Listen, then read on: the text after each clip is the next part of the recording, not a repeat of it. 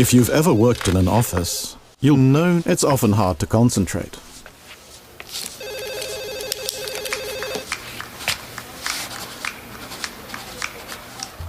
And then there are the endless meetings.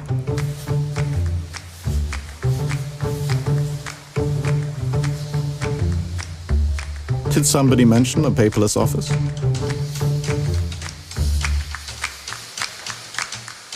And if you want a decision, you'll have to wait for a bigger meeting.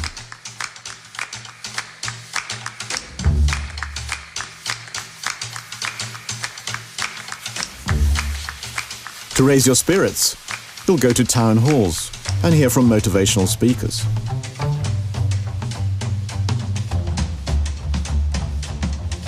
And you remember the time when you had one boss, but now you have two, or three, well, many. Sound familiar? Well, all of these examples are taken from this. It's a Second World War sabotage manual, distributed to resistance fighters in occupied Europe to cripple the enemy war machine.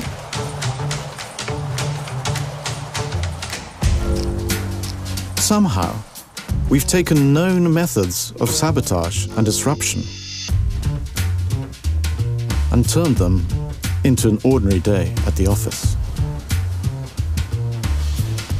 How did this happen?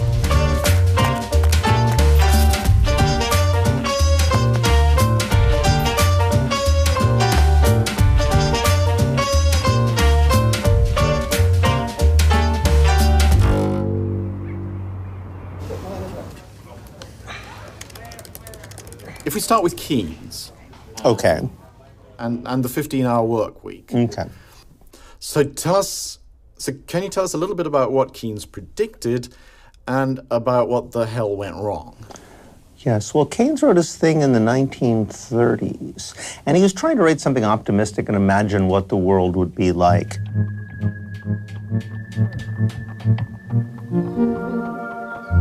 For the most part, when people back then imagined what the world would be like, everyone thought, well, industrialization, it's miserable, but it's going to lead us in a direction where the technology is going to advance so far that we're all going to be living lives of leisure.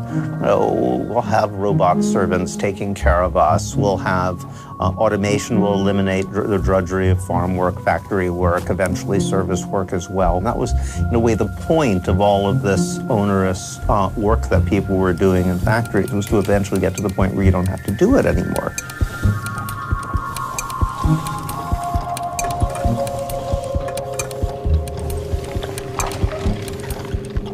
Globally, we're getting to the point where we could be working 15-hour weeks. The question then is, why aren't we?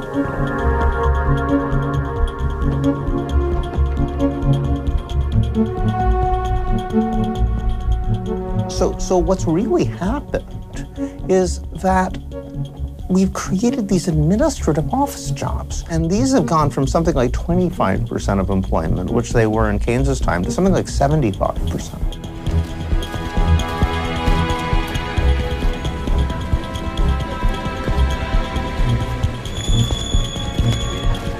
We created supervisory jobs, managerial jobs, clerical jobs.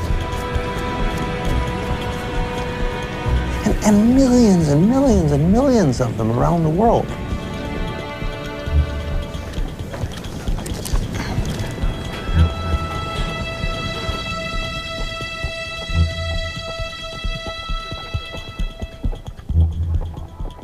And one of the things that really struck me in a lot of the testimonies that people sent to me about their jobs was just how unhappy they were and just how confused they were over the fact that they were unhappy.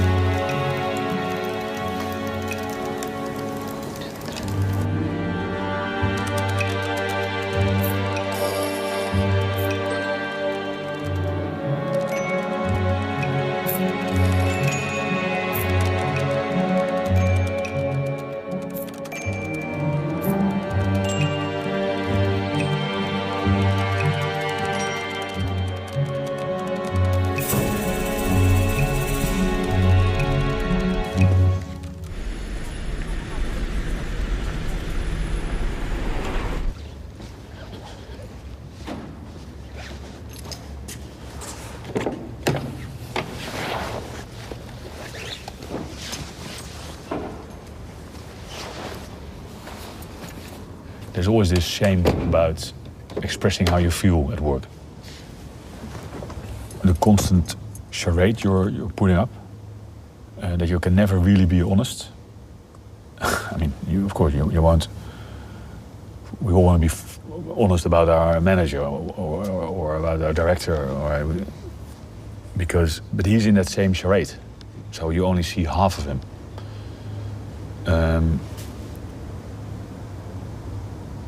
So we're in this surreality, this play.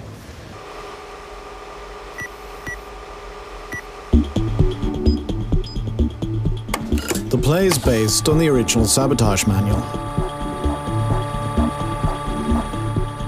But we've not just stuck to the script.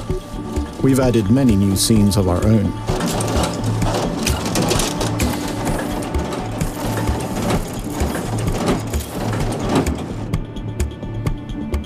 And like any play, this too has a cast of characters.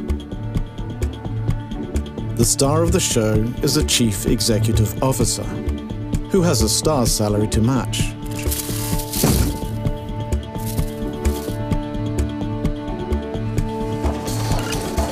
The CEO's main role is to give the big monologue. We can accelerate our current momentum and gain a stronger financial backing with which to be more successful. This speech is often rooted in fantasy and has very little to do with how the play will turn out. We are now delivering the best products we have ever delivered. But paying them more doesn't seem to make them any better, as all too often, they are the stars of spectacular failures. It continues to be an exciting time for our devices and services business. We remain here to win. Thank you very much. But the one cost that is never calculated is the human cost of all these failures, of the disruptive reorganizations, and the unhappiness that goes unspoken.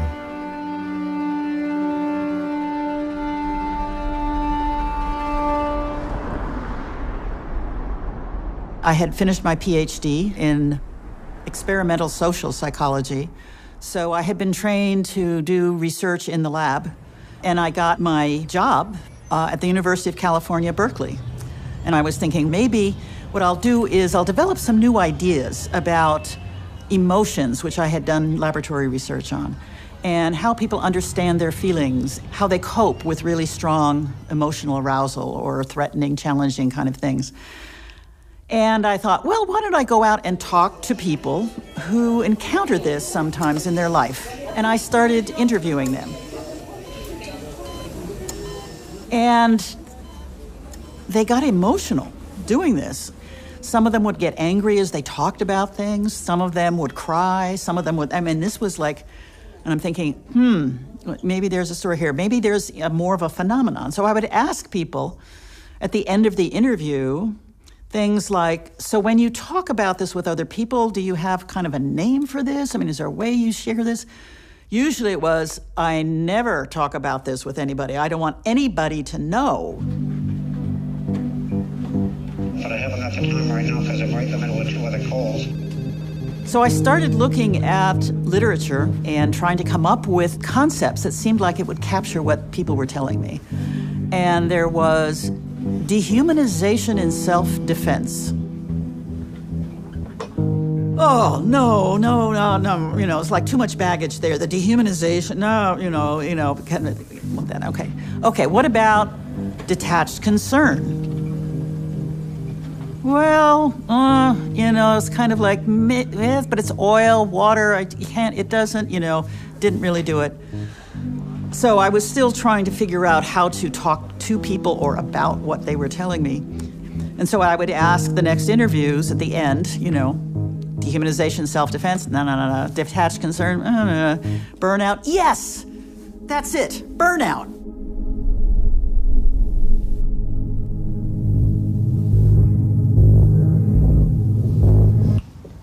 Yeah, the first, the physical.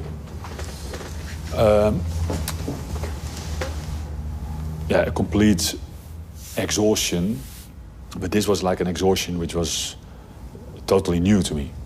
But it was really intense, like so intense that I could barely get out of bed physically. I live on the first floor. I could not walk up the stair, literally. I had to hold myself halfway through or stop twice even and catch my breath. It was just, I felt like a 90-year-old in a very bad state. Well, I thought it was a flu, and at one point my GP, I went to my GP and he really, put it in front of me. He said, "This is not the flu. You've got all the symptoms of burnout." And period. You know, I remember very well going back to work after, I think it was a good 5 months of being absent. Yeah. And I went back to work, took the train, walked to the office, and I remember very well, like going, what happened to me? It was really like I was confused, angry, disoriented. Actually, what really popped into my mind then was like, where the hell did I lose, my exit? I mean, how come that I continued on this freaking highway to where I'm at now? But I missed my exit. That's what came to my mind. I missed the freaking exit.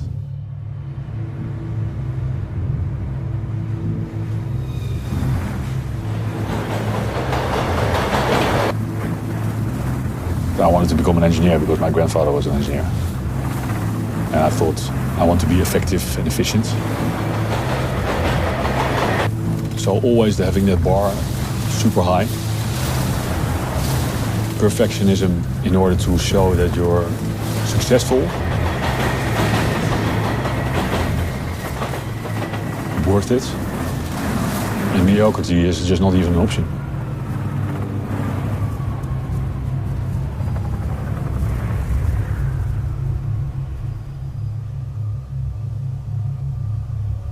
Your body is saying, time out. I had a burnout, but then what? You really fall into this new world. It's almost like a new reality. My whole self and my compass, which I was actually sailing on my life, I realized that compass is wrong, because otherwise I wouldn't have been here. You feel like a failure, because you're one of those people who fell through the gates into the abyss of burnout, and that's all down to you.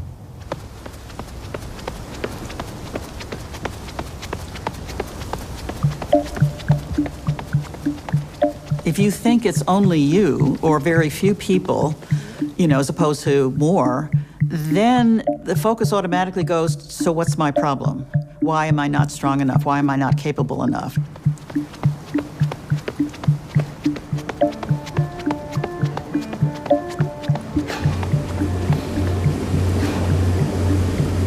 And so what we saw early on was a phenomenon that is known as pluralistic ignorance.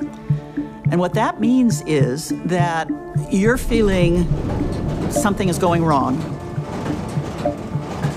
Not just that you're exhausted and got too much to do, but you're shortchanging the work, you're not doing a good job, and you know it, and you're feeling bad about yourself. Well, you're not gonna go over and chat with somebody at coffee about how I'm feeling. No, what you're gonna do is you're gonna put a smile on your face. I'm fine, I can handle this, I can do it. Okay, and just move along and hope nobody notices. What you don't know is that there are a lot of other people around you who are doing the very same thing. So your social perception is that everybody is smiling, happy, doing fine. I'm the only one who's got a problem. When in fact, the reality is behind those masks, behind that smiley face, there are a lot of other people thinking, oh my God, I'm the only one.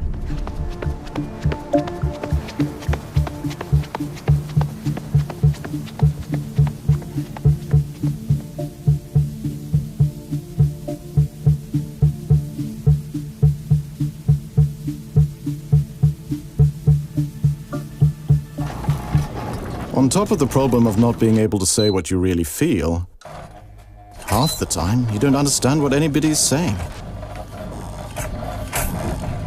So if you think about your average meeting, the social contract is this. You'll sit there and speak nonsense, and I'll sit there quietly and not listen to you and check my emails while you're speaking nonsense. How it can empower the intelligent transformation and accelerating adoption. Connect and enable the new experiences. Make the move to enable the application to truly gain knowledge. How to speak the language of management. So I play a character called Charles Crone. He was swept up in the kind of new age mysticism which was washing across the West Coast during the 60s and 70s. Crone gets hired by Pacific Bell, and his job is to come in and engage in what they call a transformational change project. Workshop participants take part in an exercise designed to broaden perception and increase sensory input. And Crone's role was really to kind of reprogram the employees by introducing them to his own personal philosophy, which was drawn from a Russian mystic called George Gurdjieff. Devotees of Gurdjieff would often engage in mystical dancing, reciting mystical poetry, etc. And the board members of Pacific Bell were particularly keen on this, and they thought that their employees should get a bit of it as well.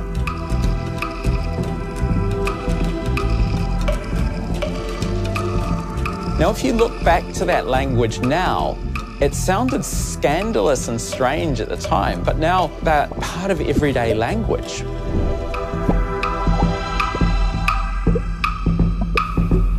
People need a justification for what they're doing. They need a language which makes these empty tasks which people have in companies, it gives them some substance or apparent substance.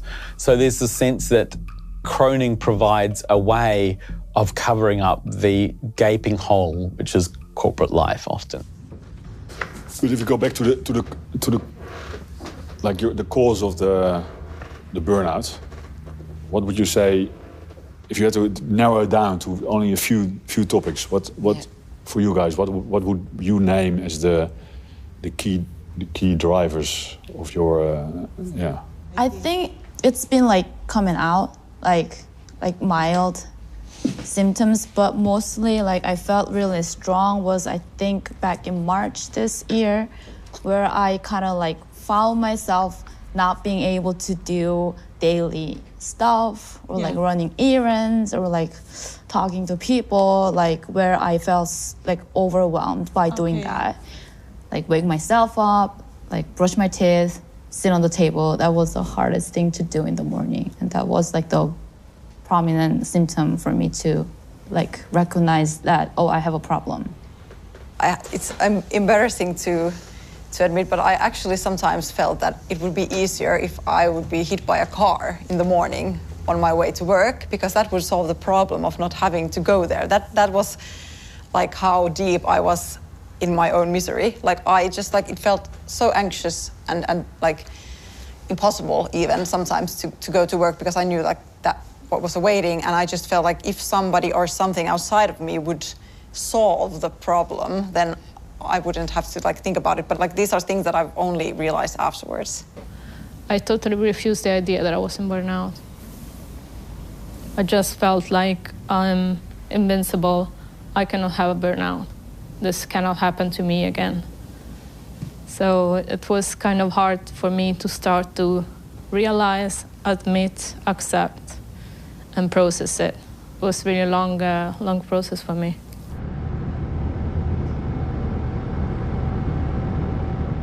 When they talk about exhaustion, If that's all it is, then why change the name? Why just call it what it is, which is exhaustion? With burnout, we're talking about more than that. The exhaustion response is what we think of, that's stress. It is the stress response. Chronic, everyday stressors. Burnout is a signal. It's a red flag. It's a warning. If you start seeing problems with burnout, it's telling you not who is burning out, it's telling you why.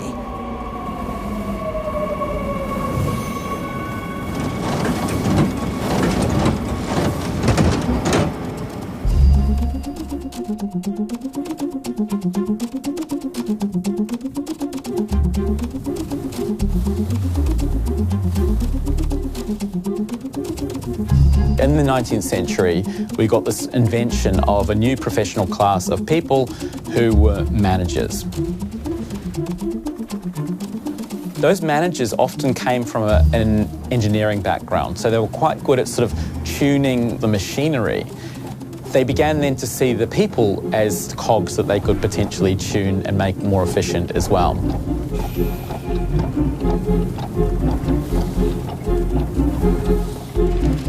In about the late 1970s, a corporation, a company, was no longer treated as an entity with people in it.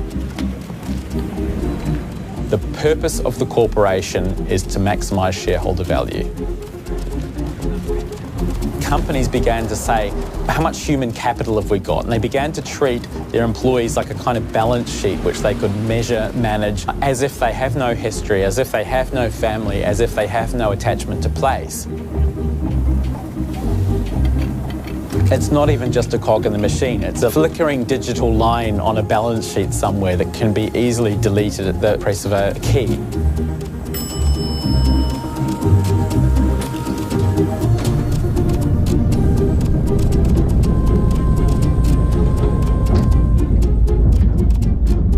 Burnout is all in engineering. I mean, rocket boosters burn out, ball bearings burn out.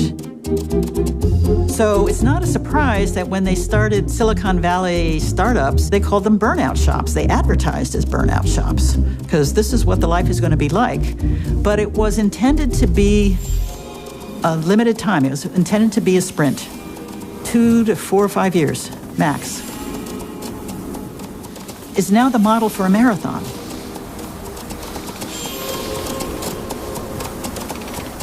This is the way we do business all the time.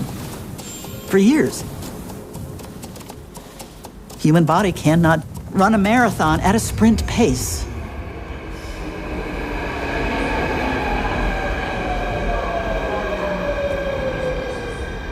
Most people come to work really wanting to make a difference. And it starts with the most basic, clear expectations. So when people come to work, they need to know what their role is. And too often in organizations now, people don't.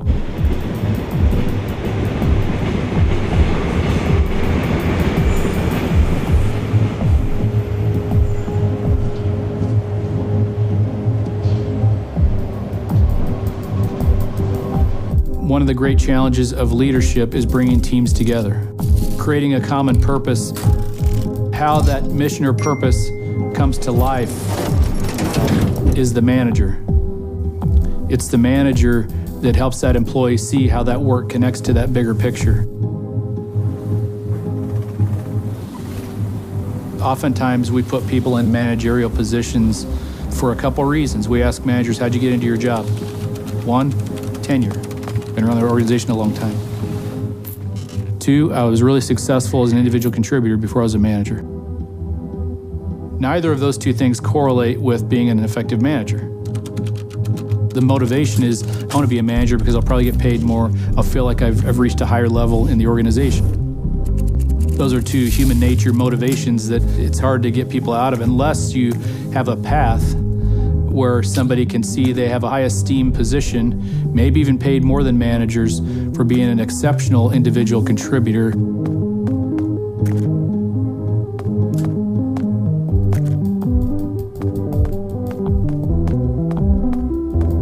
They may not think about people as individuals, may not even naturally care about them as individuals that much. So they think almost completely about the work itself, not about how that person can develop over time. So what it does is it deteriorates the culture of the team, but it also isn't good for the manager. But that's the system or the rite to passage that's happened inside organizations. And if you're going to ask me what a root cause of all this is, that would be one of them. Here's the financial logic. You make somebody a manager just because they're good at doing a certain job. And you pay them more not to do that job anymore and instead to do a job that they're not qualified to do. With the result that the productivity of everybody else in the team goes down, but you still have to pay their salaries.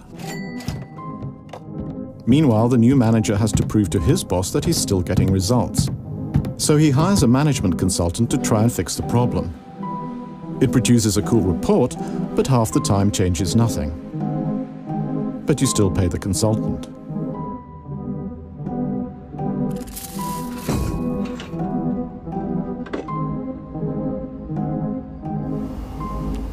Well, I mean, I don't know how many managers I had, but I had a lot. And there's, I think, only 2.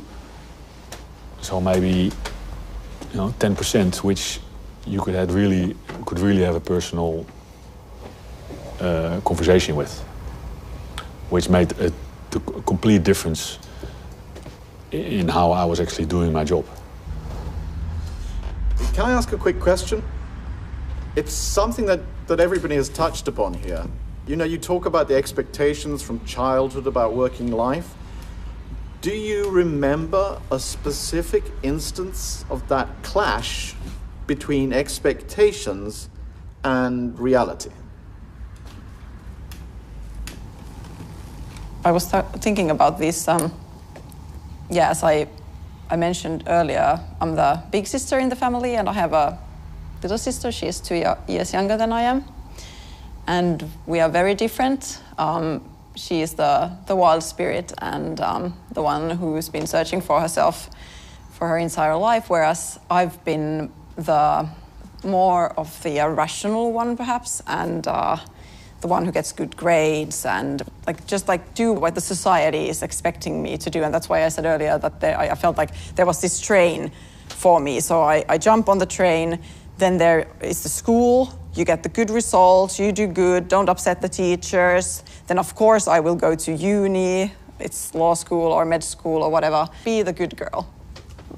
Maybe the point is I feel like I was something, and then I was shaped into suffocated into being something else, something less, something smaller. And that's why I kind of developed the sense that I'm not good enough and there is something wrong with me. There is something fundamentally, deeply wrong with me as a human being. And perhaps that is something that I've been trying to kind of then fix through these different achievements in life, go to uni, get those results, because I felt that is my responsibility. As Vanessa, as the person I am, I am the person who is supposed to do these things.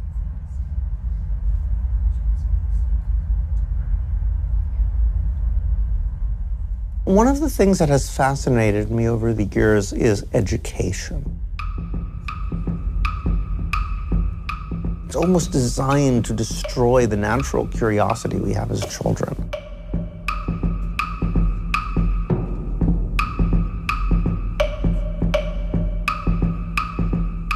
Somehow, when you're in primary education, they're beating that out of you.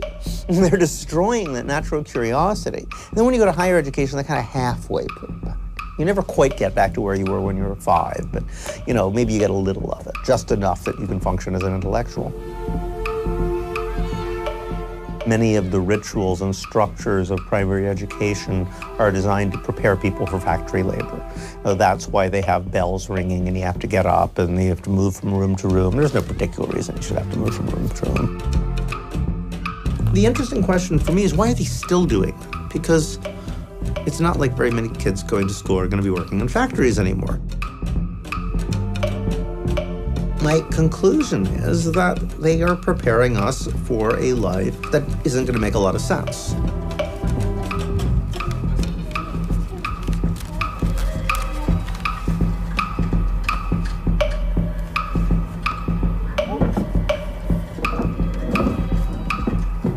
They're teaching us not to ask questions about things that any intelligent person who hadn't been so trained would, like, but why are we filling out this form if we don't get any money either way anyway?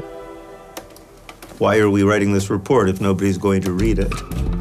All these things that anybody in a bullshit job really should be asking, but knows as a condition of their employment that they shouldn't.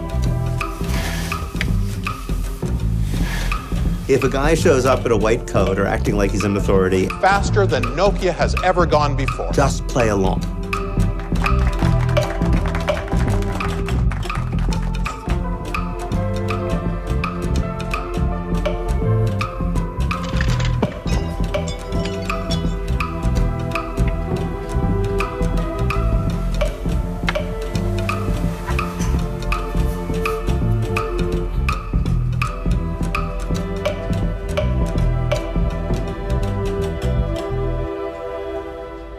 Children first figure out that they are separate from the world around them when they realize they can have predictable effects. And he has a scenario where, say, a child is moving his arms around and he moves a pencil. There's a pencil there and it sort of rolls down the table.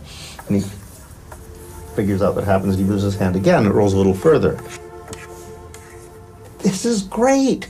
Oh my God, you know, I am an entity that can have effects on things. And that's the moment you realize you were a person. And there is a world, and they're not the same thing.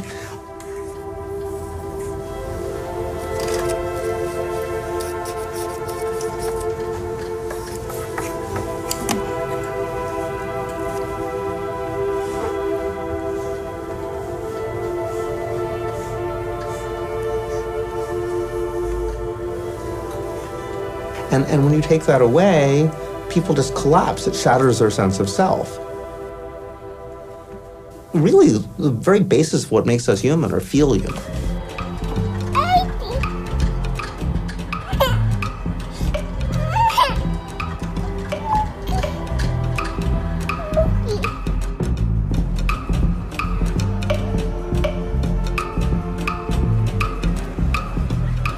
It strikes me that we need to reevaluate what we see as valuable in labor. Because if we've got to a situation where millions and millions of people around the world are coming into work every day saying there is no social value in what I do, it's pointless. There is a clash between what the market dictates, what our economic system identifies as valuable, and what people actually feel in their hearts is valuable. There's a disjuncture. People feel there's something terribly wrong. They have some kind of notion that real work meets people's needs, desires. It's about furthering something in humans that we wish to further.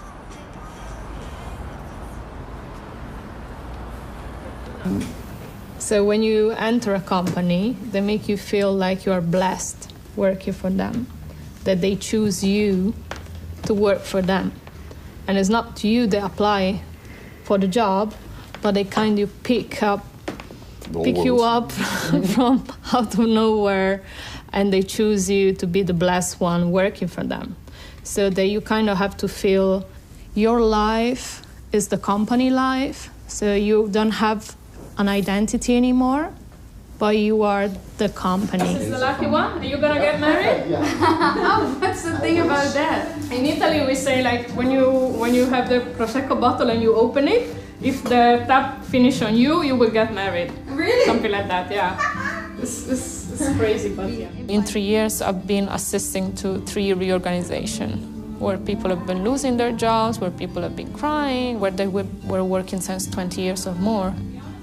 So in the back of my head, I always had that, like, you're giving the best of yourself to this company, but remember, one day, they will call you and say, you have to pack your stuff in a week. I had a relationship for a few years, so we were living together, and of course we decided to start a family together.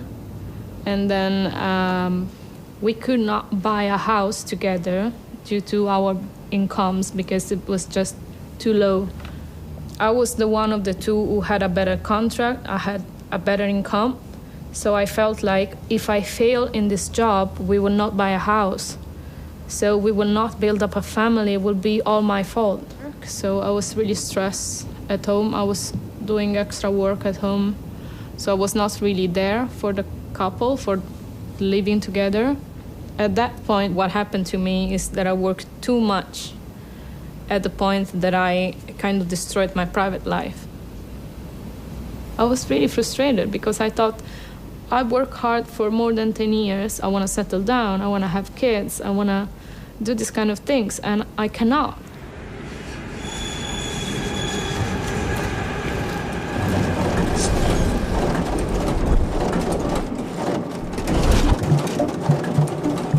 Corporations are a grand example of the emperor has no clothes. It's all about promise. It's all about what we're going to do in the future. They're constantly undergoing these change processes, reorganization, restructuring, downsizing, right-sizing.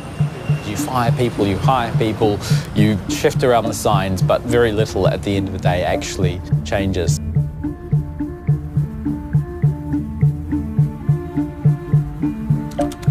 We know lots of people lose from all of this. Many people who lose their job, it often becomes extremely stressful for the people who stay. Often those things are done not necessarily because they need to be. They're done because the CEO has to show that something's happening.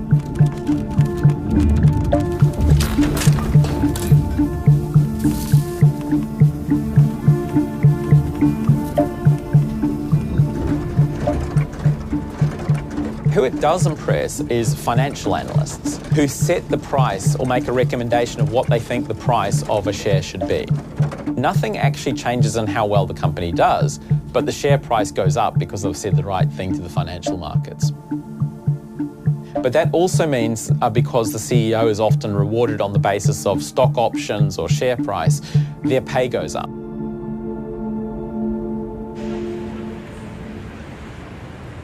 One of the most pernicious things about our current economic system is that the more your work benefits others in an obvious and immediate sense, the more your work has a clear and undeniable beneficial effect on other human beings, the less you are likely to get paid for it.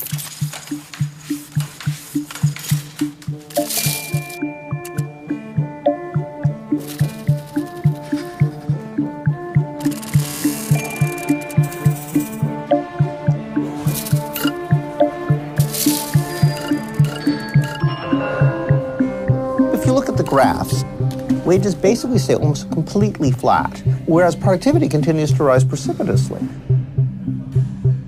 So the big question is, what's happened to that extra profit? Again, the story we tell ourselves, and this time it's not entirely untrue, is that it all got pumped into finance. Basically, these profits went to the richest 1% of the population, and they basically are gambling with it.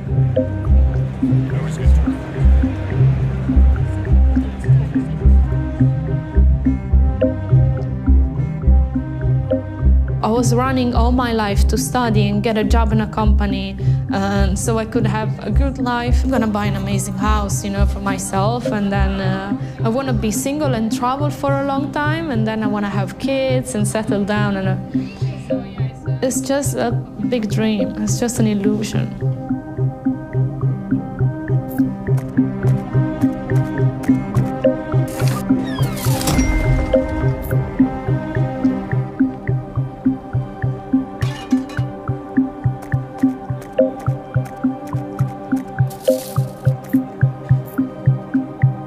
So for me, to give up so much of my private life and not achieving the results that I expected to, it was just mind-blowing. My brain stopped working. I can tell you, this is the feeling that I have now, something break inside my brain. And I could not picture how that happened. It was unbelievable.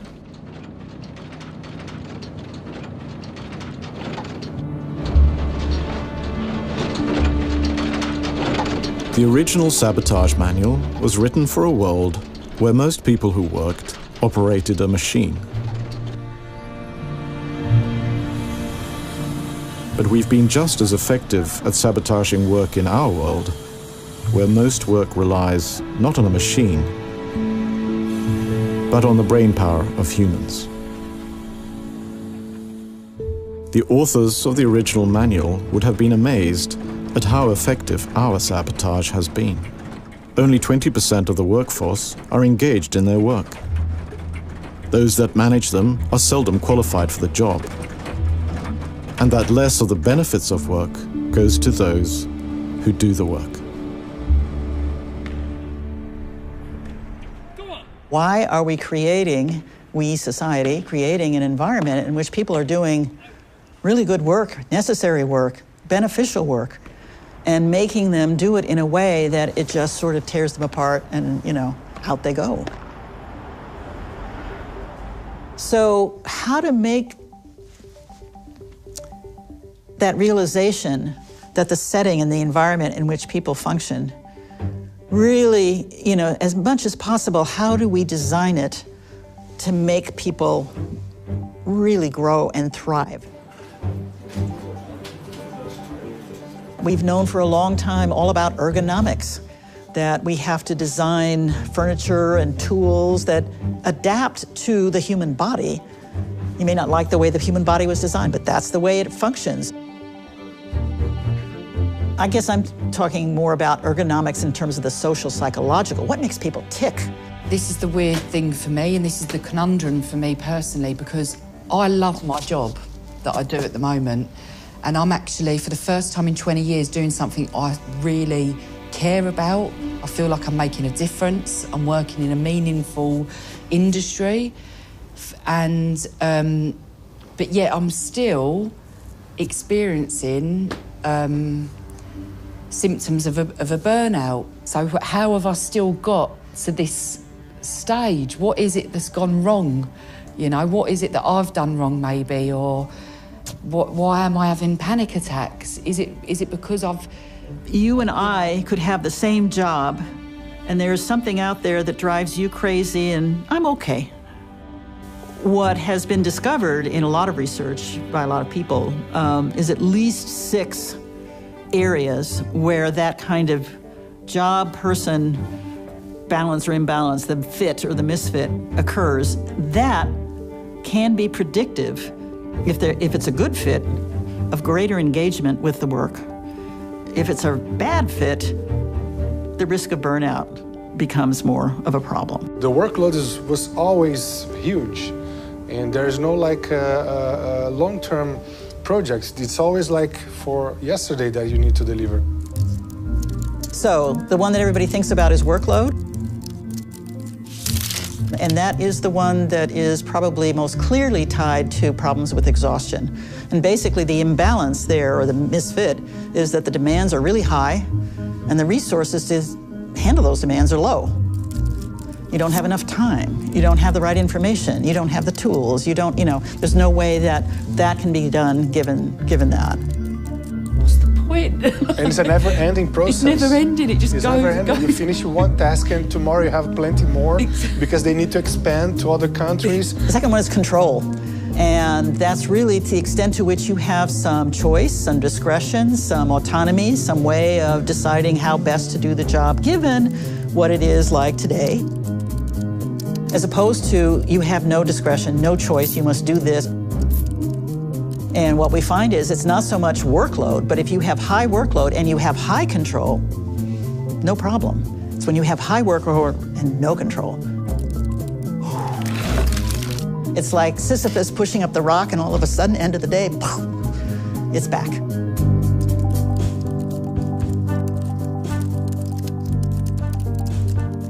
When there is insufficient reward, that means that no matter what you do, how successful you are, how great you are meeting the deadlines and getting things done in something, no good feedback comes. The reward is not just about the salary or the benefits. I mean, I don't want to throw that out, but I mean, that's not usually the biggies. The biggies are the social recognition, the appreciation that somebody noticed you really, oh my gosh, you really got us out of a bind there by the thing that you did, and oh, thanks so much, we couldn't have done it without you. Little things like that. I thought, God, I'm going to have the logo in my eyes soon and I'll just be walking around like a zombie. Yeah. Because it was like, you know, and you have to live and breathe our values and you need to be a change agent and you need to do this and you need to do that. And community is really the social environment that the people you come in contact on a regular basis. Okay, we have a flexible time. Yeah, we have a flexible, working time. But every day, 10 a.m., you have a meeting. So, how can we be this flexible? Like, you give me, okay, can I work from 12 to 9? No. I mean, yeah. When it works well, when there is social support, mutual social support, we sort of help each other out. If somebody's unclear, we kind of clarify. When there is trust, when there is kind of respect for each other and, notion of reciprocity. When all of that is working well, quite honestly, it is like money in the bank. Even though I give them the message, listen, guys, this is too much for me and I got a burnout because of this. They don't care. They just hide the problem and they keep on doing whatever they have to do. When people feel they are working in a place that is unfair, that treats people unfairly, this will raise the level of that cynicism sky high. And if there is a value conflict, it's even worse. We need to take into account what human beings are like and how they function. What makes them motivated? What makes them do great things? What do they need to recharge and reboot and, have a life?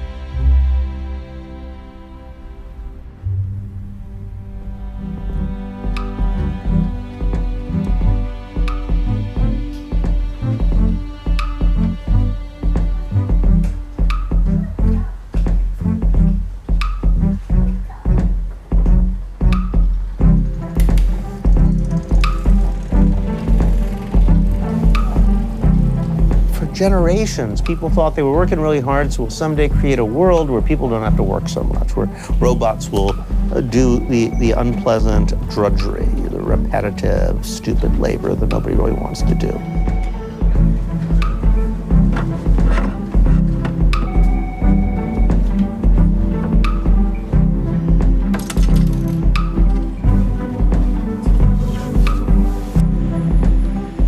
We're living under a system, a capitalist market system, which is supposed to be efficient.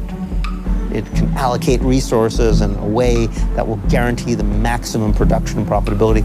Maybe it makes people unhappy, but ultimately it creates greater good by being the most efficient system anybody could ever imagine.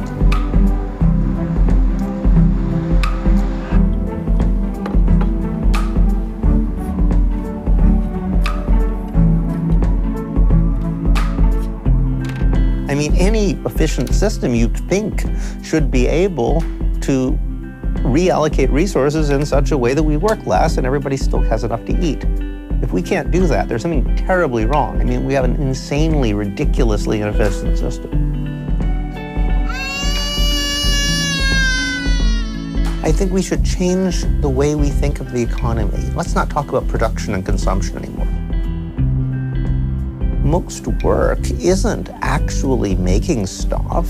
It's not changing it even, transforming it to make it into something else. It's trying to keep it the same. You gotta take care of things or else they fall apart. Then they tell us, well, we're gonna create robots that will get rid of all our jobs. This is a big problem. Well, you can't have people have too much leisure time. They'll depress. They'll just sit around and watch TV all day. They won't be able to figure out what to do with themselves. People do want to contribute to the world and make the world better for the people around them. And left to their own devices, they're more likely to do something useful than if they're not. No, well, how do we know we're not going to have a world full of annoying street mimes or bad poets or awful musicians, crank scientists with hollow earth theories or trying to create perpetual motion devices. And all we need is like one of those bad musicians to be Miles Davis or John Lennon, or one of those crank scientists to be Einstein, and you pretty much made back your investment.